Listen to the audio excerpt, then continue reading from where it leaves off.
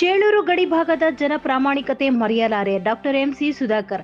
ಚೇಳೂರು ಹೋಬಳಿಯ ಜನತೆಗೂ ನಮ್ಮ ಕುಟುಂಬಕ್ಕೂ ಸುಮಾರು 60 ವರ್ಷಗಳ ಸಂಬಂಧವಿದೆ ಎಂದು ಚೇಳೂರು ಗಡಿ ಭಾಗದ ಜನರ ಪ್ರಾಮಾಣಿಕತೆ ಮರೆಯಲು ಸಾಧ್ಯವಿಲ್ಲದ ಮಾತು ಎಂದು ಉನ್ನತ ಶಿಕ್ಷಣ ಸಚಿವರಾದ ಎಂಸಿ ಸುಧಾಕರ್ ಅವರು ಚೇಳೂರು ಚಿಲಕಲನೆರಪು ಮುಖ್ಯ ರಸ್ತೆಯ ಚೌಡೇಶ್ವರಿ ನಗರದ ಚೌಡೇಶ್ವರಿ ದೇವಾಲಯದಲ್ಲಿ ನಿವೃತ್ತ ಮುಖ್ಯ ಶಿಕ್ಷಕ ಐವಿ ಕೃಷ್ಣಾರೆಡ್ಡಿ ಸಚಿವರಿಗೆ ಏರ್ಪಡಿಸಿದ ಸನ್ಮಾನ ಸಮಾರಂಭದಲ್ಲಿ ಸನ್ಮಾನ ಸ್ವೀಕರಿಸಿ ಮಾತನಾಡಿದ ಅವರು, ಕಾಂಗ್ರೆಸ್ ಪಕ್ಷದಲ್ಲಿ ಮೊದಲಿಗೆ ಹಸುಕರು ಗುರುತು ಇತ್ತು. ಅಂದಿನ ಕಾಲದಿಂದ ಇಂದಿನ ತನಕ ರಾಜಕೀಯ ಸಂಬಂಧ ಬೆಳೆಸಿಕೊಂಡು ಬಂದಿದ್ದೇವೆ.